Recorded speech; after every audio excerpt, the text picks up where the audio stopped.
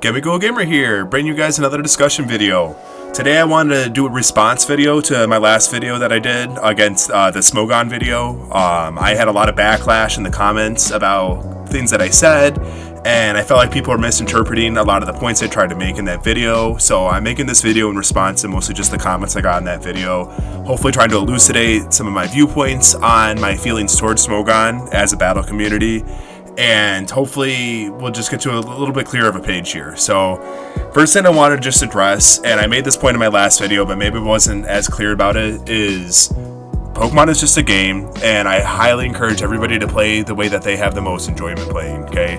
If you have more fun playing VGCs, play VGCs. If you have more fun playing the Battle Stadium Singles Ladder, go play the Battle Stadium Singles Ladder. If you have more fun shiny hunting, go shiny hunt. And if you have fun playing in the Smogon rules, play in the Smogon rules. I have no problem with that.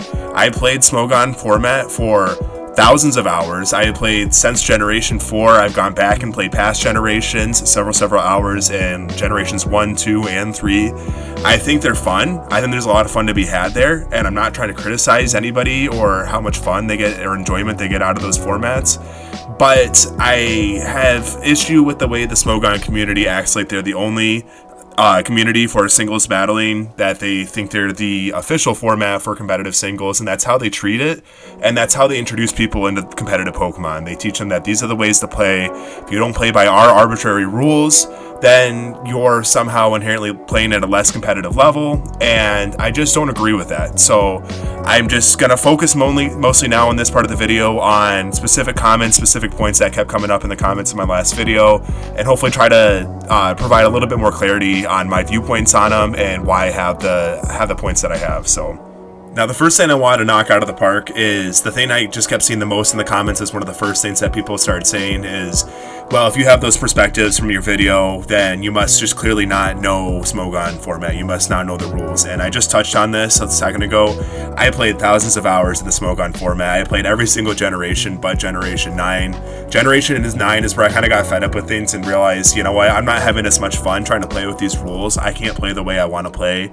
I just genuinely enjoy Battle Stadium Singles more, and I just started to detach myself a little bit more from the formats. I kind of always just looked at them equally. I played both, but now I'm much more in the frame of mind that I prefer Battle Stadium Singles. I just think it's more fun. I think that the team building and the kind of environment that you play in, the kind of matches you get, and the kind of interactions that you see in the normal format is just going to be so much more fun for me personally. And again, if you have more enjoyment playing in the Smogon rule set, that's fine. But don't attack me for not having experience or not understanding what it's like to play in the Smogon rule set. Somebody called me biased, and that's true. I acknowledged at the beginning of my last video that this is my perspective, this is my viewpoint, this is going to be a biased video. But I do have a lot of experience, so before you start attacking me and saying, oh, I don't understand, I do. I played both formats. I probably played a lot more Smogon than I have of the traditional normal rule set in a competitive scene. So I just wanted to acknowledge that right off the bat. The next thing I wanted to touch on is a comment that a lot of people tacked onto, and it's that they argue that the normal format is a lot more restrictive in what you get to play. The argument is that the Smogon tier list allows for you to be able to play some more uncommon Pokemon, some Pokemon that just don't stand a chance against some of these bigger threats in the metagame, and therefore it's just, by having the Smogon tier list, it makes it more fun, more competitive to play in. And then also with the rule set too, having always come up with these counters to these quote-unquote broken strategies, like evasion, like one-hit KO strategies, and the sleep cost to only be able to put to sleep one Pokemon. They think that if you can put to sleep more than one Pokemon, that it's just too restrictive, and having to come up with like 12, 24 different counters to all these big threats just makes it so that you can't really enjoy your team building experience, and it becomes less fun. So I'm going to break this up into two parts here. I want to first acknowledge the Smogon bans and the claws as far as restrictive team building goes, and then we're going to talk about the Pokemon bans. So as far as Smogon claws go, I talked a lot about this in my last video. I don't agree with a lot of them. I think they're completely arbitrary due to compared to the natural hacks that Smogon allows in their game format. I don't see much difference between 70% accuracy moves like Focus Blast and be able to land 5 of those versus landing one-hit KO moves. And in a lot of ways, I think that the things that are banned, the mechanics that are banned by the Smogon clause, are actually more oppressive and more restricting than just some of the normal features that are actually being run. I also play in a format where these things are already allowed, and I don't see them being used that much. If you can actually look at the usage in Pokemon Home. And so as far as team building goes, I don't want to lose track of like what we're talking about here. As far as team building goes, I just don't find it oppressive in any way. Most of these strategies are not that oppressive. You might like Breloom and Amoonguss in the very first battle seasons were used quite often. So there was a lot of counters to deal with these Pokemon. You can go Terra Grass if you're that worried about it. You can run a Pokemon with Insomnia. You can run Substitute. You can throw on a Lumberry and catch them off guard. But I don't find these things that oppressive compared to just what normal team building is. Pokemon is just a game of having several options and being able to deal with different Pokemon in different ways. I find it more oppressive with the Smogon rule set, the Smogon clause, to try to team build around what they allow and what they don't allow, because now you're taking away a lot of really good options to deal with certain threats. I genuinely think that moves like Parashon and Curse on a Ghost type Pokemon are more viable in a moveset where we don't restrict anything, and it becomes more fun because of that. I don't think those moves are going to be as viable in the Smogon format when you pare everything down and you try to make everything overly centralized, because then now you know what you're going up against. It's not fun, but as far as team building goes, I almost think it's more oppressive because now you're just trying to team build for what people are running and the only way to play the game. When you allow everything to be played, now you allow for natural metagame progression based on the way the game developers wanted it, and I think that it allows for a lot more creativity in how you run Pokemon, how you use Pokemon, and I genuinely don't find it oppressive in any way. I don't think that is restrictive as far as my team building goes. I think that the most restriction goes from dealing with a lot of the Pokemon threats that we're going to talk about here in just a second, because there's been so much power creep that a lot of these bigger threats are a lot more difficult to deal with. They just have a lot more tools in their arsenal, and it does become a little bit more challenging to deal with these Pokemon. So let's go and talk about that right now. So yes, power creep is a real thing. From every generation and every edition with DLC or when a new Pokemon gets added, they keep amping up what is acceptable and what's okay in competitive Pokemon, what kind of tools they are allowing Pokemon to have access to, and that makes it more difficult to deal with, especially for some of these old Pokemon that don't get as much attention. It's one of my biggest criticisms of the series, and I actually want to start a video series like talking about some of these old Pokemon that have kind of gotten forgotten and different ways they can centralize them and add things to their movesets, add things to their arsenal to make them more viable. They've already done this with several Pokemon. There's so many examples of this, and it'd just be nice to see those Pokemon get that continued love and get that attention. It's also been really nice as we get the addition of new forms of Pokemon. So now Pokemon like Ursaring can run Eviolite. So the game developers may already have some intention in mind of improving some of these Pokemon. But as far as the oppressiveness of the strongest Pokemon in the metagame, are they too strong? Should we ban them because you have to bring a specific counter to these threats, and it becomes so oppressive that it doesn't make it fun anymore? The game isn't even competitive when you go up against these threats. They're just too good. And I just genuinely don't feel that way about any of the Pokemon in the decks for Pokemon Scarlet and Violet, even with the addition of Ogerpon. Ogerpon's a phenomenal Pokemon. I used him right at the start of the battle season where he was allowed to be used, and it performed phenomenally for me. But it also wasn't so broken that I didn't lose. There was several counters to it, and that's what we're talking about a little bit is you have to bring specific counters to Pokemon. Well, I don't think that banning Pokemon even fixes that problem. I think that if you ban the top Pokemon in the metagame, it's just going to make those next Pokemon up now too oppressive, because now you're taking away the best counters to those Pokemon. You're always going to have to bring specific counters to Pokemon, and there's no such thing as a perfect Pokemon team. You're always going to go up against, you're always going to find a team that you can go up against that's just going to be able to handle your team better, that you're just not going to have good counters for. And if you know what the team you're going to be facing is going into a battle, then it's a lot easier to counter for those things. You can always come up with specific counters. It's a lot more difficult, I think, to go up against a blind metagame where all those Pokemon are allowed, and now you're trying to come up with things to handle a lot of the biggest threats in there, I think, which is the point that I think people were trying to make from the Smogon community in my comments for the last video.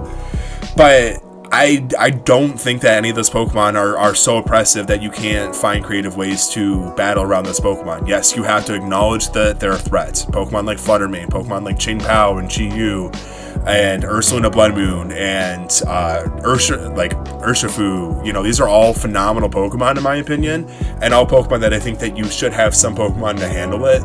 But I don't think that it's so oppressive that you have to run a specific Pokemon just to be able to handle those mons. There are several different ways to handle all these mons, and effective ways that you can incorporate in your team and be able to handle other threats in creative ways. It's just about taking a deeper dive into what options you have, what options do you need to explore, and what kind of Pokemon, different ways to handle these threats that are going to work well for your team. And I've toggled with this a lot, especially in this earlier season. Some of these Pokemon were so dominant. I really struggled against Skeldurge. Skeldurge was a Pokemon that, with Unaware and not really any great checks to Unaware, it just kept finding more and unique ways to get a lot of support and take down. And then all of a sudden I had this epiphany that, like, oh my gosh, Curse and Parashon work great against this Pokemon. Doesn't matter how much it sets up. I drop that down on it and it's going to faint a couple turns anyway. Same thing with the Spathra. So I don't find those Pokemon that restrictive, and that's not like to say that those are the only ways to handle those Pokemon. It's just another option I wasn't even thinking about, and Pokemon has tons of examples of those. I think that Counter and Mirror Coat are phenomenal options to counter a lot of big Pokemon that you wouldn't expect, and especially if it's on a Pokemon that people don't know what they are, like an unpredictable Pokemon that's not very commonly used in the metagame, that's not super predictable. You can catch a lot of people off guard. So there are really creative ways of playing and your team building. It's going to take a deep dive. It's going to take a lot of knowledge of the game and a lot of exploration. Sometimes it helps just to go on and see what kinds of things people are using. Just go out and lose, you know, and then sometimes you may find this super creative strategy you never could have come up with yourself. And now you have this awesome new strategy in your arsenal to be able to take down these threats. I think that in the very pared down, restrictive, over-centralized metagame that Smogon plays, when you play with those specific rules, I could see how these Pokemon could be so overwhelming and so oppressive that you can't handle them. I don't like the tier list. I think it forces you to think in a certain mind to have to use these certain Pokemon, and that's not always the case. Obviously, some Pokemon in lower tiers in the Smogon formats are going to perform really well in higher tiers, but I think that it's your natural inclination to look in those tiers for what kind of Pokemon you should be using to handle those threats, as when they're all allowed and you just have one general metagame, now you have to just genuinely look at all your options. You're going to see so much more play of different Pokemon, unique strategies, and I genuinely think that you learn so much more. I've learned so much since I've started Pokemon Scarlet and Violet, since Battle Season 1, and now we're in Season 12. And there's all these crazy new strategies, these new ways of me playing that I never would have really thought of. And the metagame has evolved in such a healthy and unique way throughout this whole process. And I think these Pokemon that are banned and Ubers and Smogon just are not that threatening a lot of times. Some of them are better than others for sure. I'll acknowledge that some of them are better than others, but I think that the quote-unquote better ones that are super strong also have a lot more counters too. And like Palafin and Annihilate were one that I kept fighting with people over and over and over again in the comments. Those are not good Pokemon. Like, you have any kind of physical wall against Palafin, and you're going to shut it down. There are all these water immunity abilities that people are running, especially for Urshifu right now, and it also shuts down Palafin. And Palafin is not this like no drawback Pokemon that has this phenomenal like stat spread and amazing move pool. It has a very predictive move pool. You know exactly what it's going to be running. They're always going to be physical, and they have to switch out of the battle and then come back in just to even activate their ability to be used. And it's just, I think that's so predictable. I think that if you see it on their team build, I think it's an easy win a lot of times, especially in a 3v3 setting. But I feel like it would just be easier in a 6v6 setting. I have always found 6v6 to be easier to handle big threats because you have more switch-in options, you have more ability to run certain things, as you have to be a lot more restrictive with what you can run on a 3v3 setting. You have to be a lot more mindful of that. Even in that kind of setting, I don't find it so restrictive in team building that I don't find it enjoyable. I think that it's fun. I think there's so many different ways to play the game. I encourage people to play very creatively, play with an original strategy. Don't just copy somebody else's strategy that you find online. You know, learn your own way to play and think critically. Just go out there and think critically.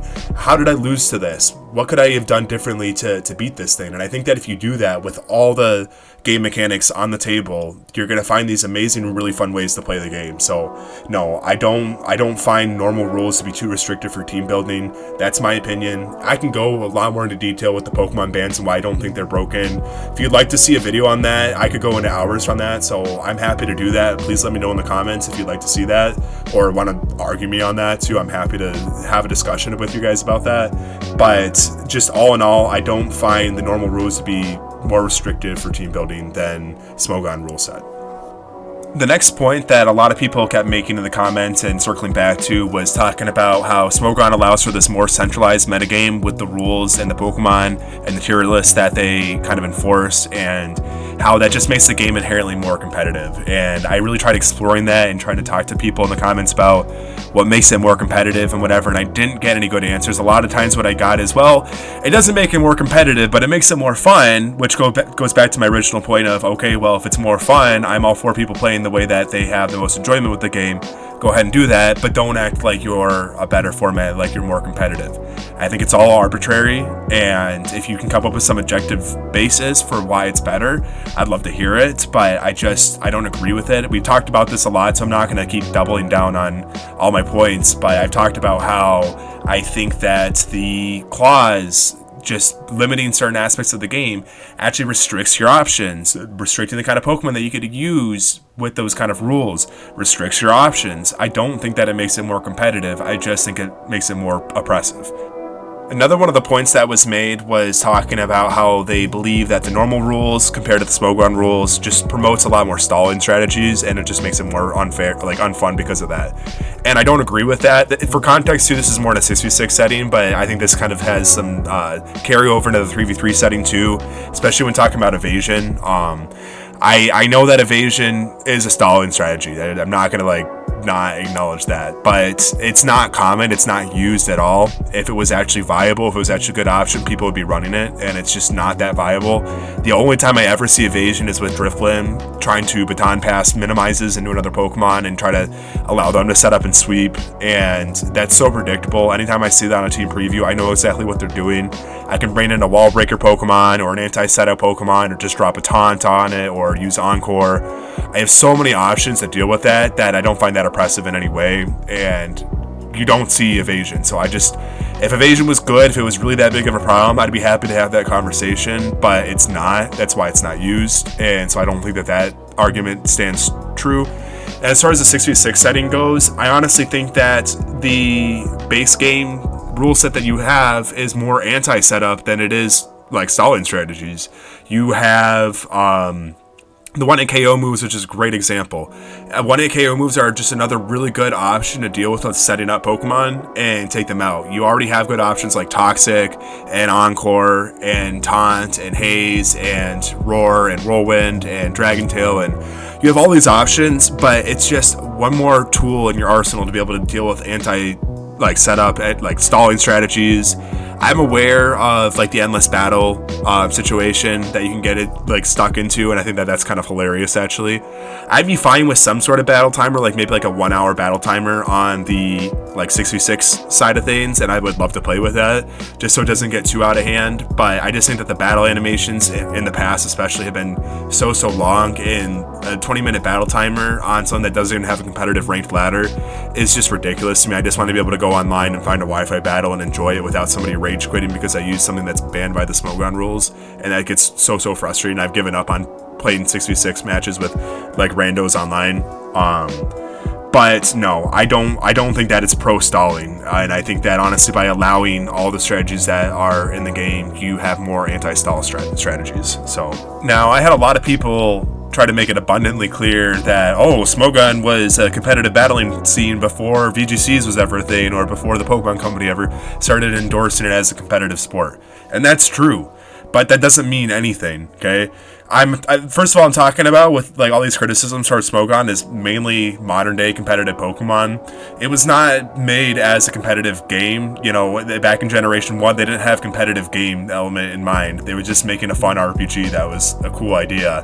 And I'm glad that the series has evolved into this very competitive game. I think that they've taken game balance into mind as we progress into the higher generations. I think Generation 4 is probably the first game we can probably consider to be a truly competitive game, when we had the special physical split. And I don't even mind playing with the Smogon rules for Generations 1 through 3. I know Generation 1 especially was very, very restrictive. It had a lot of broken things in it. But just because Smogon was around first and they are a self-declared, you know, battle community that came up with their own way of playing the game does not make them inherently better or more competitive in any way.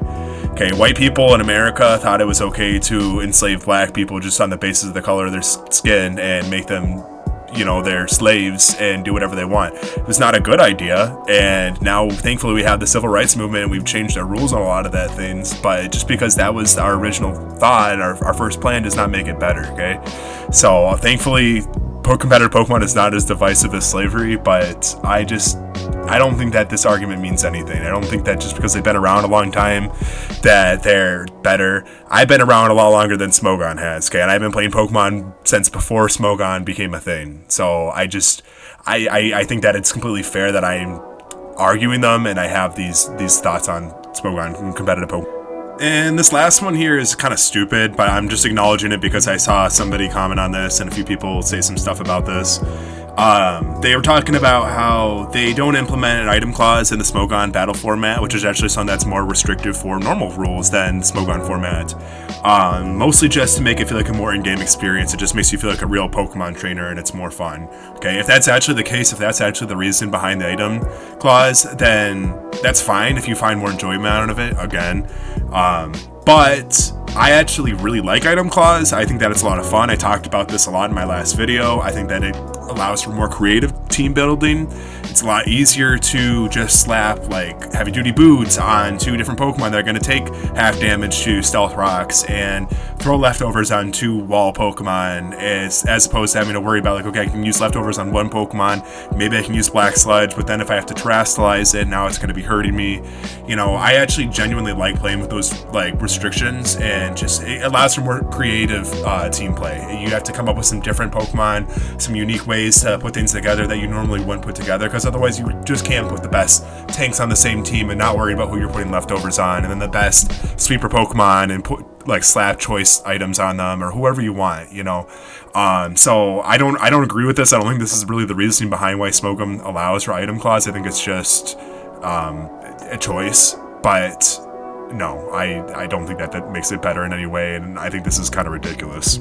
I think that's going to wrap it up for this video. So I think I pretty much covered everything I wanted to talk about from what I saw in the comments of the last video. Anything that I thought was either misinterpreted or I think I needed to provide some more clarification on what my views were. So if you have any issues with anything I said too, I highly encourage you to go down and let me know in the comments. I'm happy to have a discussion with you about it or anything that we disagree on. If you want to see a video of me kind of breaking down all the Pokemon that got banned to Ubers from OU and why I disagree with them, I'm happy to do that as well. So thank you so much for all of you who watched this video, and this is Gimme Go Gamer out.